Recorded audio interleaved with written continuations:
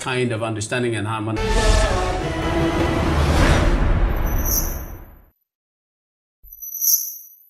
What is needed most in Nigeria today is strong economic growth driven by mass participation. That is what will raise the level of living and the quality of life for all Nigerians.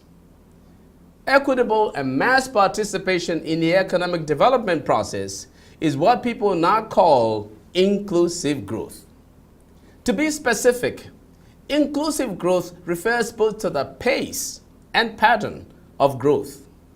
When people speak of inclusiveness, I'm hoping they recognize that it encompasses equity, equality of opportunity, and protection in the market, and especially employment transactions. A private sector arrangement that is driven on corruption, an unfair and rough playing field dishonors people and will not succeed. What is fundamental is that inclusiveness honors people, and honor brings the best out of people.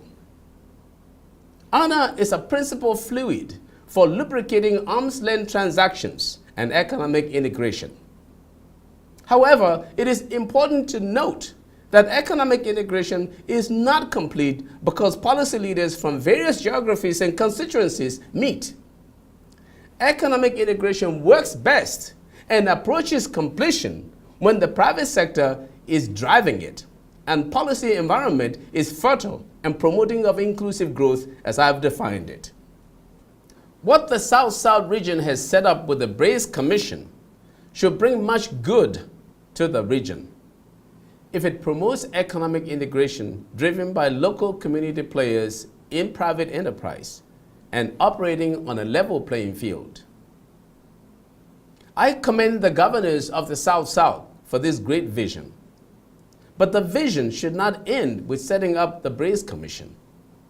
Regardless of differences in political orientation, the principals who demonstrated extraordinary leadership in inaugurating the commission must now use it to spur mass participation in the development process and therefore strong, inclusive economic growth.